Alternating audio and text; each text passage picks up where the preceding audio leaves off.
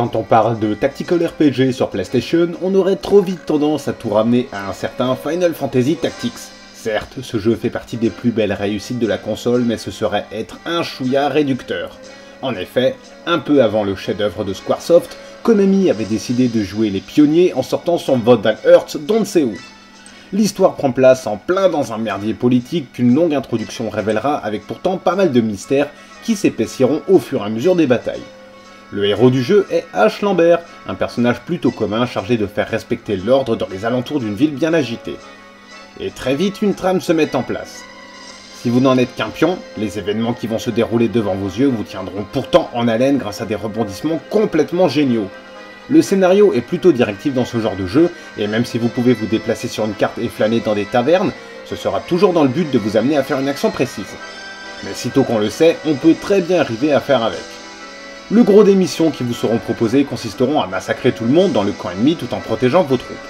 Pour ce faire, la 3D isométrique se prête à merveille à l'exercice.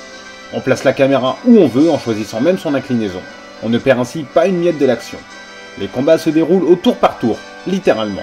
C'est-à-dire que vous devez faire agir vos personnages les uns après les autres, puis ce sera au tour de l'adversaire, et ainsi de suite jusqu'à la fin de la mission.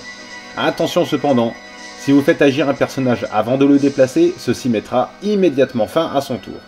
Il faut donc bien anticiper sur les déplacements de l'adversaire pour ne pas se prendre de grosses déculottées.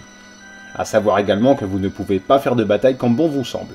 Le leveling est absolument impossible avec ce jeu et vous devrez veiller à faire progresser vos personnages en même temps, sous peine d'avoir de vrais locks en combat dans les missions avancées. Il y a bien évidemment les traditionnelles phases d'achat ainsi que les petites scènes entre les batailles pour faire avancer l'histoire et donner de l'épaisseur aux personnages.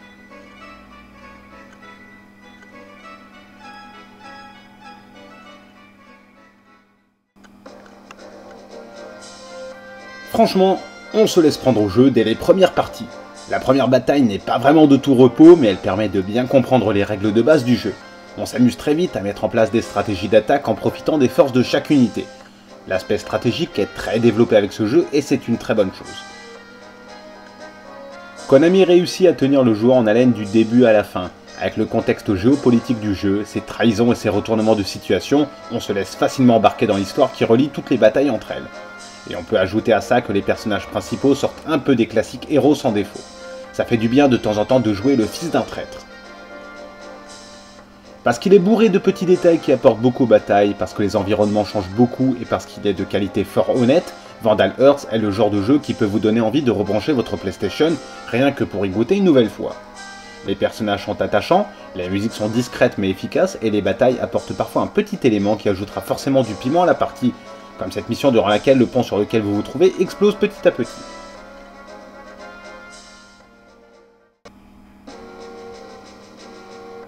Vandal Hearts souffre bien évidemment de la comparaison avec Final Fantasy Tactics. Le jeu de Squaresoft est plus beau, plus abouti, mieux construit et le scénario est peut-être plus accessible. Cependant, pour ce qu'il est, Vandal Hearts garde quand même la tête haute. La preuve, il a eu droit à une suite. Autant être prévenu tout de suite, le jeu est plutôt hard. L'ordinateur ne fera pas de cadeau en cas d'erreur de votre part, mais pour le côté positif, les personnages tombés au combat reviendront en pleine forme pour la prochaine baston. Chaque personnage a droit de porter 2 objets, pas plus, ce qui fait qu'il faut être très intelligent dans ses choix.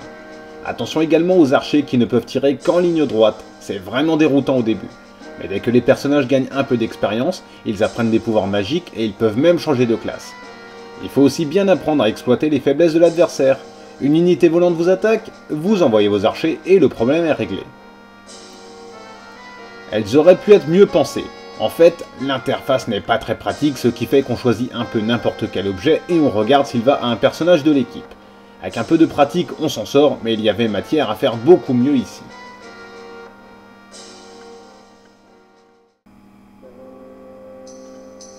Vandal Hearts est un bon jeu. Un vrai bon jeu. Les graphismes ne sont pas ce qu'il s'est fait de mieux sur la machine et le jeu aurait pu être plus abouti sur bien des points. On peut se demander par exemple ce qu'avait fumé la personne chargée de la traduction des dialogues. C'est bourré de fautes, pas mal de phrases ne veulent rien dire et certains segments ont carrément été oubliés. Mais passé ces imperfections, on prend beaucoup de plaisir à faire progresser sa petite équipe. On refait le jeu pour trouver tous les trésors et on apprécie certains passages comme l'incroyable séquence qui fera forcément penser à un retour vers le futur. Globalement, le jeu laisse une bonne impression et on regrette d'autant plus qu'il soit tant resté dans l'ombre de Final Fantasy Tactics. Les deux ne jouent pas dans la même cour, mais Vandal Hearts reste une valeur sûre.